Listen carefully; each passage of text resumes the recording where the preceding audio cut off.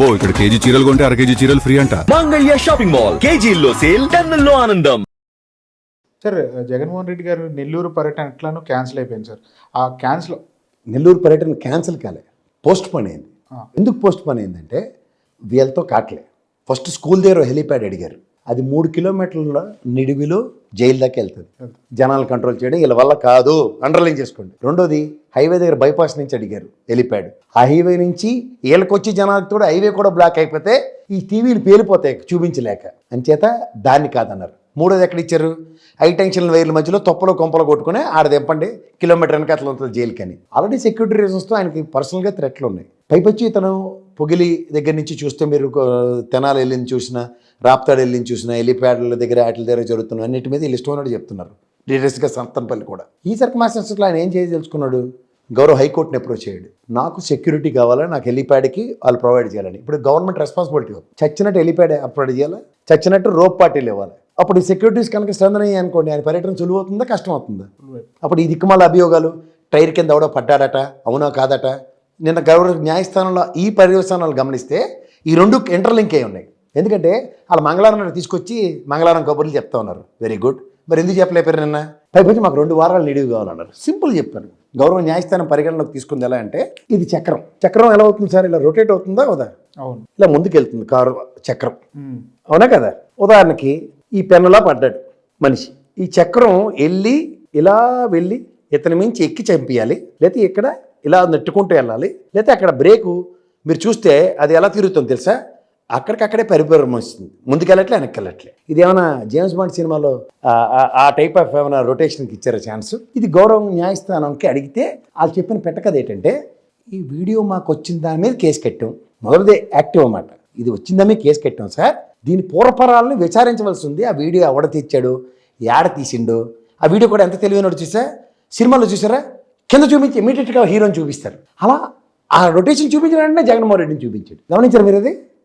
ఈ పర్యవసానాల్లో గౌరవ న్యాయస్థానం కేటగిరీగా అడిగింది, అది ఫ్యాబ్రికేటెడా నిజమా, మీరు కదా తేల్చి మాకు చెప్పాలా, ఏంది కదంటే 2 వారాల టైం కావాలంట. ఇది ఆల్రెడీ క్వాష్ పిటిషన్, దీనికి 2 వారాల టైం ఎక్కడి నుంచి ఇస్తాం అంటే, లేదు సార్ దీన్ని పూర్వపరాలన్నీ చర్చించి విచారించి తీసుకొస్తారు. ఇక్కడ మీరు ఒకటి గమనిస్తే, గౌరవ న్యాయస్థానం, my prediction is not wrong, conspiracy థియరీని ఎస్టాబ్లిష్ చేస్తుంది, ఇండైరెక్ట్ హిడెన్ ఎజెండా. ఎందుకంటే ఉదాహరణకి ఈ సింగయ్య అనే వ్యక్తి, ఆయన మరణం సహజ మరణం కాదు, నమస్కారం పెట్టి చెప్పాలి, ఆయన ఆత్మ శాంతించాలని. ఎప్పుడైతే పడ్డాడో గౌరవ ఎస్పీ గారు చెప్పింది ఏంటంటే, భుజంకి దెబ్బ తగిలింది, ఇంక్లూడింగ్ పంచనామా రిపోర్టుల్లో కూడా స్క్రాచెస్ తప్ప పెద్ద గాయాలు ఎస్టాబ్లిష్. సాధారణంగా ఫ్రాక్చరింగ్ చేపట్టుకుంటే అమ్మో నరిచి అసలు చేపట్టుకొని ఎవరు, కానీ అతను 2 చేతులు 2 కాళ్ళు పట్టుకుని అంబులెన్స్ చేశారు. ఇందులో 3వ పాయింట్, అంబులెన్స్ వాళ్ళు అవతల పక్క కూర్చుని సెట్విన్ బస్సులో షేరింగ్ ఆటోలు నడుపుతున్నారా, తీసుకురండి అంటారా, వాళ్ళు స్ట్రెచ్చర్ పట్టుకొని తీసుకెళ్ళాలి కదా, వాళ్ళు ఎందుకు రాలే? 4వ పాయింట్, ఈ సింగయ్యతో పాటు ఎవడో ఎస్కార్ట్ లేడు. అసలు 28 నిమిషాల పైచీలకి హైవేలో ఉన్న అతను ఆక్సిజన్, అంటే సహజ ఆక్సిజన్ని పీల్చుకుంటూ బతకగలిగినప్పుడు, ఎక్విప్డ్ అంబులెన్స్లో ఆక్సిజన్ ఉంటుంది కదా, అంటే ఆక్సిజన్ లేక చనిపోవడం కారణం లేదు కదా. ఎందుకు? అతను చెస్ట్ కంజక్షన్ కానీ పోస్ట్ మార్టం రిపోర్ట్లో కనుక అవన్నీ ఎస్టాబ్లిష్ అయితే, లేదా తలకి తీవ్ర గాయమై బ్రెయిన్లో బ్లీడింగ్ అయి చనిపోయాడు. ఎందుకంటే తలగాయాలు ఎక్కడ పంచనామా రిపోర్ట్లో లేవు. ఏ ప్రాతిపదిక మీద చచ్చిపోతాడు అంటే, సావుగొట్టాడు అవడం. సావుగొట్టి దాని పర్యవసానాలు జగన్మోహన్ రెడ్డి మీద ఆపాదించడానికి 3 రోజులు నిడువు తీసుకున్నారు. ఎందుకు? ఆయన దాన సంస్కారాలు అయిపోయిన తర్వాత. ఇది కోర్టు గమనించకుండా ఉంటుందా? సే ఫర్ ఇన్స్టెంట్ ఇది ఫ్యాబ్రికేటెడ్ స్టోరీ అనుకోండి, ఇప్పుడు గ్యారంటీగా సుమోటో కింద సింగయ్య ఎలా చచ్చిపోయాడో గమనించాలి గౌరవ న్యాయస్థానం. అంతేనే కదా, చిన్న చిన్న గాయాలకే ప్రాణాపాయం అవుతుందా? కానీ ఆ గాయాలు కూడా కూడా చూస్తూ కామన్గా మనం వీడియోలు చూసినా కానీ గీరుగుపోయినట్టే అనిపించామన్నా సార్, ఎక్కడ కూడా ఏమీ స్క్రాచెస్. ఇప్పుడు సే ఫర్ ఇన్స్టెంట్ పెద్ద మనిషి అండి ఆయన, కాన్వాయ్కి తగిలినా తుల్లిపడి ఉంటాడు. మనమే ఒక్కొక్కసారి చెప్పు సరిగ్గా వేసుకోకపోతే తుల్లి ఎలా పడతామో తెలుసు కదా సార్, అనివెన్గాను. అలాంటిది ఒక ప్రెజర్తో ఒక వెహికల్ తగిలితే ఎంత కాదన్నా అది 5-10 కిలోమీటర్ల స్పీడే అవ్వచ్చు వెహికల్, కానీ ఆ స్పీడ్కి తగిలి పడిపోయారు అనుకోండి, ఎలా పడతాడు? ఆయన పెద్ద హెక్టిక్ పర్సనాలిటీ కాదు కదా, మీలాగా నాలాగా పక్కన పడే ఛాన్సే ఉంటుంది కదా, పడితే అలాగే దెబ్బలు తగిలే అతనికి. ఇది గమనించాలి కదా. అంచేత ఈ సెన్సిటివిటీని గౌరవ న్యాయస్థానం నెల్లూరు పర్యటనతో ఆపాదించి రెండింటినీ కలిపి ఒక జడ్జిమెంట్ ఇస్తుంది. My prediction is not wrong. చూస్తుండండి, అది నథింగ్ బట్ ప్రభుత్వానికి చేతావనియ. Proper security with rope party and proper helipad దగ్గర సెక్యూరిటీ ఉందనుకోండి, అండ్ ఫోర్త్ ఆయన పర్యటనలు సులువు అవుతాయి అయిపోతాయి. ఇప్పుడు పాదయాత్రకి సెక్యూరిటీ ఎట్లా ఉండబోతుంది సార్? ఎంతైనా ఉన్నాడు సార్, చెక్ పోస్టులు పికెట్లు బదులు గౌరవ పోలీస్ డిపార్ట్మెంటే రోప్ పార్టీ పెట్టి ఆయన తీసుకెళ్తాయి ముందుకి. సింపుల్. మరి ఆయన ప్రజలను కలిసే అవకాశం తక్కువ ఎందుకు ఉండదు? సెకండ్లు తగ్గుతాయి కానీ ప్రజల్లో ఆయన షార్ట్ డిస్టెన్స్లోనే ముందుకెళ్తాడు. అప్పుడు ఇంకా కొంచెం ఓపెన్ టాప్ జీపులు ఏదో ప్రిఫర్ చేస్తే ఇంకా సులువు అవుతుంది ఆయనకి. పాదయాత్రకి ఓపెన్ టాప్ జీప్ మళ్ళీ బాగోదేమో. పాదయాత్ర నేను అంటలేదు, ఇప్పుడు ప్రజెంట్ నెల్లూరు పర్యటన కాదు. నెల్లూరుకి అది కరెక్టే సార్ మీరు అన్నది, అది సజెస్ట్ చేసుకో సార్. ఇదే కంటిన్యూషన్లో చూస్తే ఎవరైతే నిన్నటి వరకు జగన్మోహన్ రెడ్డి గారు ఏం చేస్తారు ఏంటి అన్న మాటలన్నీ మాట్లాడిన తర్వాత నేను గ్రామాలు ఫస్ట్ వెళ్తాను, దాని తర్వాత పాదయాత్ర కంటిన్యూషన్ ఉంటుంది అని చెప్పారు. ఈ పాదయాత్ర మళ్ళీ 3000 కిలోమీటర్లు నడుస్తారా, లేకపోతే ఓవరాల్గా జిల్లాల వారీగా తిరుగు చేస్తూ ఉంటారా సార్? సార్ ఆయన గుర్తుంచుకోండి, గతంలో ఈ చెడగొట్టిన ఎదవల వలన ఆయనకు వచ్చిన ఉపద్రవం ఏంటంటే డైరెక్ట్ కనెక్టివిటీ మిస్ అయ్యాడు ఆయన. డైరెక్ట్ ఎగ్జిక్యూషన్ అయితే చేసాడు. ఎగ్జిక్యూషన్ గేట్ ఇప్పుడు మనం చూడండి, over period of time end of the day మనం చిన్నప్పుడు మన నాన్నని మనం విలన్ కింద చూస్తాం, కానీ మన ఉద్యోగం వచ్చి సెటిల్ అయిన తర్వాత నాన్న మనకు నిజంగా దేవుడు అవుతాడు. ఈ ట్రాన్స్లోనే ప్రజలు ఉన్నారు. నాన్న స్థానం నాన్నదే, పనిచేసేవాడి స్థానం పనిచేసేవాడిదే. కానీ నాన్నలో వేరియేషన్ లేదు. కానీ నాన్నని ఆ విధంగా పోర్ట్రేట్ చేసిన మన మనసుల్ని కల్మషం చేసిన ఎదవడో మనం తెలుసుకోవాలి. మనం ఏమవుతాం, మనకి తెలియక కాదు మన నాన్న విలువ, కానీ మనం ఏంటంటే ఒక ట్రాన్స్లో ఉంటాం. ఆ ట్రాన్స్లోకి తీసుకెళ్ళిన ఎదవలిద్దరంటే ఈ ఎదవలిద్దరే. ఆ తెల్లారుజోన్ దైత్రుడు, ఈ దిక్కుమాల ప్రశాంత్ కిషోర్ గడి తని తగిలిసిన రిషిగడే.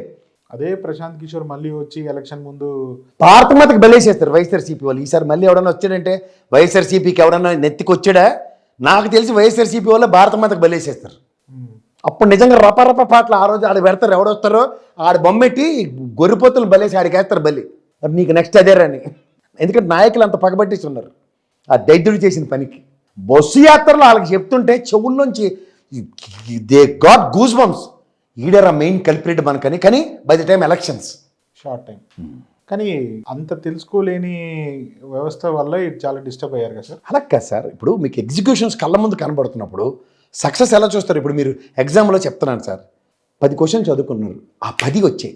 మొన్నట్లాగా మీకు 10th క్లాస్ రిజల్ట్స్లో మీకు ఎగ్జామ్ పోయింది అనుకోండి, రీవాల్యుయేషన్లో మీరు పాస్ అవుతారు. కానీ పోయి రీవాల్యుయేషన్లో పాస్ అయ్యాక మీకు పిక్చర్ ఎలా ఉంటుంది? That's what Jaganmohan Reddy is. Sir ఇక ఏదైతే సీరియస్ కన్సర్న్ ఉందో చంద్రబాబు నాయుడు గారు చూస్తుంటే డైలీ కూడా ఏదో ఒకటి అంటమో, లేకపోతే తెలిసి అంటున్నారో తెలియక అంటున్నారో తెలియదు, కానీ ఏదో కొత్త విషయాలు మాట్లాడుతూ అది నేను కనిపెట్టాను, అది నేనే చేశానని మళ్ళీ అని అంటూ ఉన్నారు. ఈ తెలిసి అంటున్నారా లేకపోతే డైవర్షన్ పాలిటిక్స్ అంటారా సార్? అంటే ఆయన ఒక టైప్ ఆఫ్ పాలిటిక్స్కి అలవాటు పడిపోయాడు సార్. దానికి ఆయనకి ఏంటంటే, మీకు ఎప్పుడైనా సరే మీరు రాజు అనుకోండి, మీ చుట్టూ బట్రాయిలు ఉండేవారు గతంలో. వాళ్ళకి ఏదైనా రాజుగారు మీరు సార్ సూపర్ అని అలా పొగడడం అలవాటు అయిపోయింది రాజరిక వ్యవస్థలో. అలా ఈ తపేలా ఛానల్లోనూ ఈ దిక్కుమాల పేపర్లు ఏం చేస్తున్నాయంటే ఎలివేషన్స్ అనేవి ఇవ్వడం స్టార్ట్ అయింది. ఓవర్ పీరియడ్ ఆఫ్ టైం ఏమవుతుందంటే, ఎలివేషన్స్కి అలవాటు పడినప్పుడు ఏమవుతుందంటే, వాస్తవం వీళ్ళు ఇస్తున్నారో లేదో తర్వాత విషయం, ముందు ఈయనకి ఎలివేషన్స్ ఇచ్చుకుంటూ స్టార్ట్ చేస్తున్నారు. ఇప్పుడు మొన్న ఫికీ సెమినార్లో ఆయన మాట్లాడుతూ నేనే బ్రాండ్ అంటున్నాడు ఆయన. అసలు ఆయన I'm not contradicting that he may be a brand for AP, but when it is happening in సమైక్య రాష్ట్రం అప్పుడు ఆయన చెప్తే ఒక అర్థం ఉంది. ఇప్పుడు nothing is happening in Andhra Pradesh. ఇది ఎందుకు గ్రహించట్లేదు ఆయన? ఇది చాలా బాధాకరమైన విషయం. పైపచ్చు కంటిన్యూస్గా ఏ టెక్నాలజీ మీద మారుతున్న దగ్గర దాని మీద ఆయనకి అవగాహన లేదు. ఈవెన్తో అవగాహన ఉన్నా అది అందిపుచ్చుకునే బిజినెస్ ఆపర్చునిటీ ఇంకా ఏపీ స్టేట్ లాంటి దగ్గర ఆపర్చునిటీ క్రియేట్ అవ్వలేదు. ఆపర్చునిటీ క్రియేట్ అవ్వని దగ్గర ఏమవుతుంది, గాల్లో గుళ్ళు పేల్చాల్సి వస్తుంది. ఆ గాల్లో గుళ్ళు పేల్చిన దగ్గర ఏమవుతున్నాయంటే, ఒక 2-3 క్వశ్చన్లు ఏమైనా అడిగినా ఏమైనా ఫ్రస్ట్రేట్ లీడ్ అవుతుంది. అది చాలా చాలా చాలా ఇబ్బందికరమైన వాతావరణంలో ఆయన ఉన్నాడు. ఎందుకంటే ఆయనకి చాలా ప్యాషన్ ఉంది స్టేట్ ప్రాస్పెరిటీ లేకపోతే గ్రోత్ ఇట్లన్నిటి మీద. జిఎస్టీ నిన్న ఆయన మీరు అబ్జర్వ్ చేస్తే కంపారిటివ్ జిఎస్టీ లాస్ట్ మంత్ కన్నా ఇంకా దయనీయంగా ఉన్నా కూడా అవార్డులు ఇచ్చేశారు అందరికి. దాని అర్థం ఏంటంటే, ఏదో ఒక విధంగా క్యారెట్, మనం చూడండి సాఫ్ట్వేర్లో క్యారెట్ అంటారు, if offer a carrot for you definitely you will recharge అన్నట్టు. జిఎస్టీ వసూలు లేకపోయినా వాళ్ళకి ప్రోత్సాహకాల కింద ఇస్తే రేపు ఏమైనా నెక్స్ట్ మంత్ ఇంకేమైనా చేస్తారంటే అక్కడ పరిస్థితులు ఎలా ఉన్నాయో గమనించండి. Your only keeping pressure on assistant commissioner joint commissioner, ప్రాణాలు తినేస్తాను అందరికి. కానీ అవుట్కమ్ అక్కడ రెవెన్యూ రిసోర్సెస్ ఎవరి దగ్గర ఉంటే, ఇప్పుడు ఆయిల్ కంపెనీ ఉంటుంది, ఆడి దగ్గర కొనేవాడు ఉంటే ఆడికి జిఎస్టీ ఆటోమేటిక్గా అడగడుతుంది. కొనివాడేడంట. ఒక 1 kg నూనె కొని ఇంటికి పట్టుకెళ్ళి 1 వారం రోజులు కాదు 10 రోజులు లాగుతున్నారు, 10 కాదు నెలల్లో లాగడానికి చూస్తున్నారు. ఎందుకంటే ఆడి దగ్గర కూడా రోజు చికెన్ మటన్ కొనుక్కునే సామర్థ్యాలు లేవు.